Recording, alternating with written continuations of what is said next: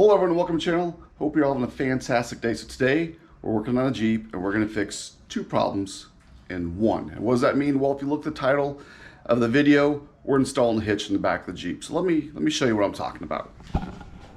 So this is the 1978 Jeep Cherokee that I have. Now don't pay attention to that. That is the spare tire carrier I currently have down. If you notice, there is no hitch on it. That is problem number one. Problem number two is there's no recovery points on it.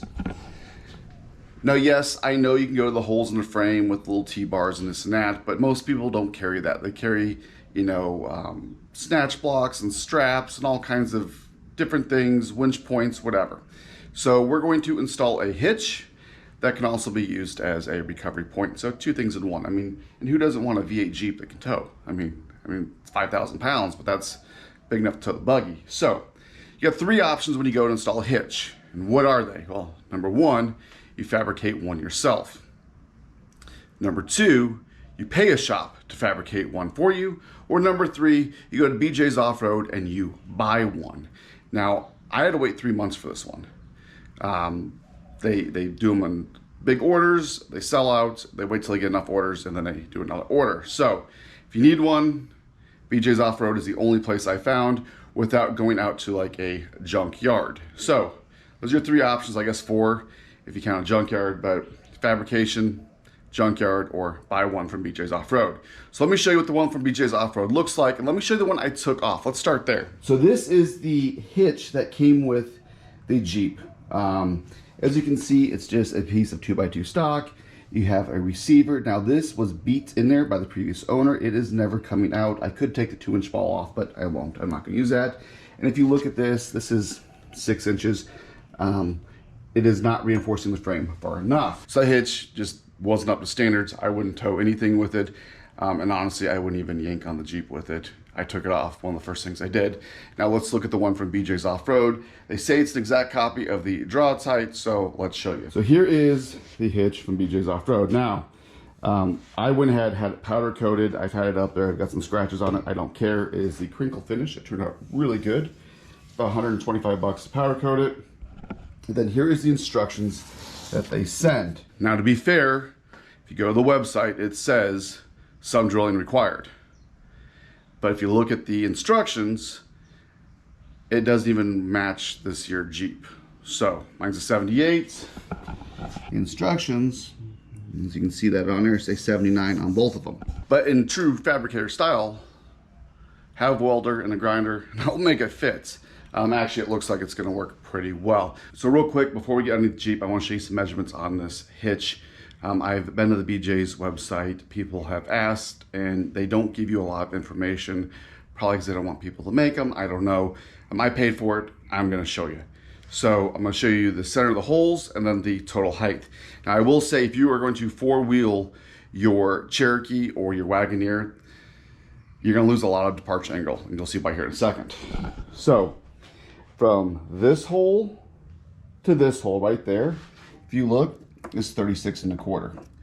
The next set of holes here, because this hitch isn't square, is 36 inches even. Now that's from center hole to the center of the hole, and then from the back of the holes are 35 3/8. So it kind of goes in, if that makes sense. Now look at the side, from the bottom to here is 4 5/8 of an inch, and on the back, see how it kind of goes as your frame goes up from down there to up here is 5 1/2 inches. So that kind of gives everyone a reference of what it is hole to hole, that is not square, and it drops down over 4 1/2 inches. So in case anyone's wondering, this piece here is 3 5/8 inches. It sticks out, and then it's a total of 4 inches for your receiver too. Now I know some people don't care about the measurements and the holes. They want to see how it's going to go on. Well, they don't give you any of that information. So some people do want to know, and all they're going to do is email you these instructions, and there's no measurements on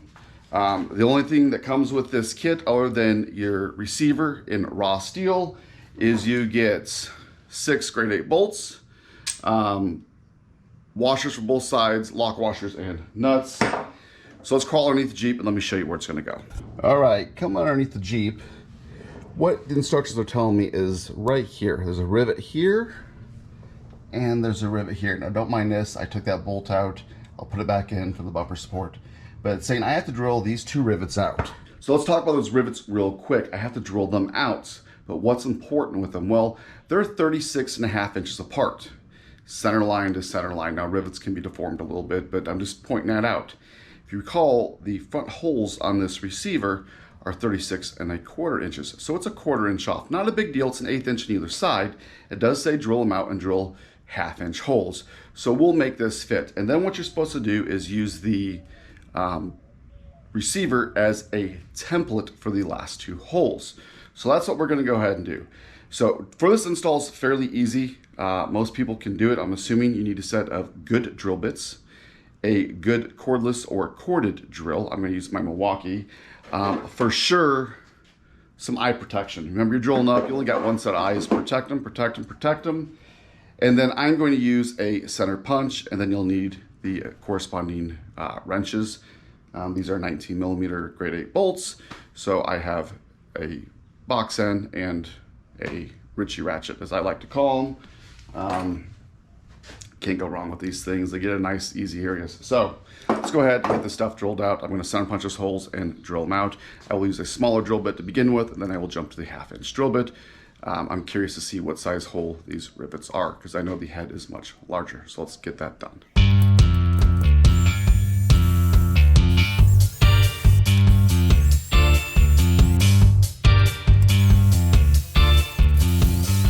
The rivets are drilled out, not a big deal. They're about 1/8 of an inch too wide. I don't know how much play I'm gonna have on this. So I'm gonna try to stick this up there.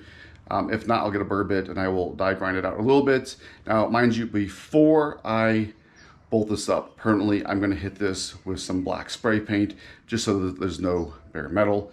But let me get this up and I will show you what it looks like before we mark and drill the last 4 holes. Now, for those of you wondering what drill bit am I using, well, I am using these. They're Vortex drill bits. I got them on Amazon. I'll put a link in the description below. Rumor has it they're the same company that makes the ones for one of the tool trucks. I have a lot of their tools, but they don't pay me to say their name. So I'll put a link to these. They're half the price, and honestly, they went through that rivet like butter. Now, I did start with a smaller bit and then a medium bit, and I went up to the 1/2 inch. So let me get this bolted up. I can't do it one-handed, and I'll show you where we're at. So the hitch is up with just 2 bolts. Now I can still put it back to the way it was by just bolting up the rivets I drilled out. I did have to make the holes a little bit larger. I actually just used a stepper bit. I didn't want to egg shape the hole because it was only 1/4 of an inch, an 1/8 inch on either side. Is actually a little bit less than that, just over 1/16. So let me show you what it looks like. My hinge is only 2 bolts holding it up, so the back is kind of hanging down a little bit. But there you go. And from the side, so it sticks out a little farther than I like, particularly this piece right here. If you were to do a 7-pin brake controller, it is nice. I probably should have cut that off. I'll never use that, but it's there. So you just have to kind of watch out that you don't hit there. Let me show you underneath. Now, as you can see underneath, here's your front of your hitch, here's your bumper. I did measure from the front to the frame on both sides. It is 3 5/8 inch equally, but as you can see, come around, get this right here for your shackle, and then look at the gap there. So I'm gonna mark these, loosen this, we'll drill the holes and see how it goes. I may have to get some washers or spacers. Now this frame is old, so it could be slightly tweaked. I know that side over there is currently touching the exhaust, but I'm gonna redo that anyway, so not a big deal. So it's up. Let's go ahead and get some holes drilled. Again, I'll use a center punch on all these, drill them, paint them, and we'll get this up. All the things drilled out, let me show you. I went ahead, I took my air compressor, I blew off any metal shavings, then I took some parts cleaner, I sprayed it on there, wiped everything off nice and clean, because if you noticed when I was drilling, I was using some PB Blaster to lubricate those drill bits. Let me tell you what, those drill bits, if you need a good set of metal drill bits, check them out. I'm not sponsored, but I am impressed. I mean, they just went through this metal like it was nothing. I'm sure it'll do 1/4 inch or thicker steel. Just go slow, keep them lubricated, and they just cut away. So anyways, let me show you these holes. Over here on the driver's side, there's my hole I made a little bit bigger. There is the second hole, and there is the third hole. As you can see, it's throttle can. On the passenger side, I did have to drop the exhaust I have to get this redone anyways because it's touching. But 1 hole, 2 hole, and 3 holes. I put the bolts back in that was holding this bracket. Little rattle can just to keep it from rusting. Not that I'm worried about in Phoenix. So now the next step is to just put the receiver up there. Now if you notice, I did remove my backup camera. I do have a backup camera installed in this. It's a cheap one, but I'm going to mount it to where the 7-way plug should mount, since I'm not gonna have one on here. That way I get a nice good angle of what's behind me, because there's not really a good view in your rearview mirror. So go ahead, I'm gonna drop all the bolts down from the top.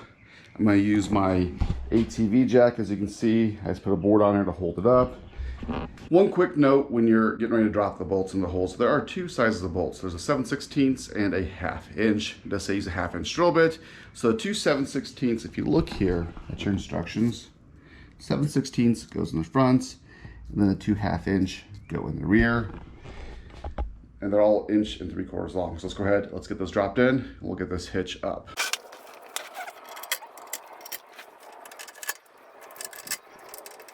So the hitch is up, everything is on, it is loosely hanging.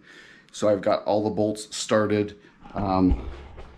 Looks pretty good. I mean, I don't like the gap, I'm not gonna lie. It seems like it sits down a lot farther than it should.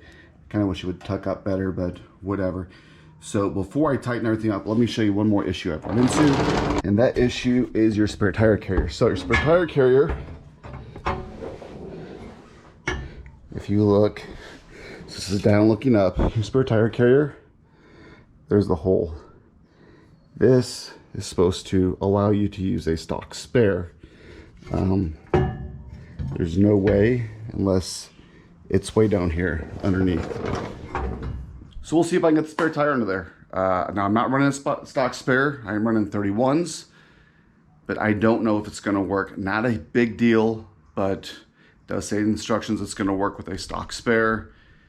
I don't think a stock spare will fit. Maybe mine will because it's a little deeper. So let me get these bolts tightened up. Let me check the torque specs and get my exhaust bolted back up, get this project wrapped up. Well, I got all the bolts tightened up. I actually went ahead and put the wiring for the 4-way flat in there. I slid a hitch in there, and let me show you what it looks like with a hitch in it, then I'll show you underneath. So there you go. This is the hitch that I use. It was a one and done. Tows everything I need. I do have some other ones, but that's the one I like to use. Typically everything I tow is a 2 5/16. So that's how it looks. I still don't like this, but the nice thing with that is I put my backup camera down there. Now you can see the 4-way flats.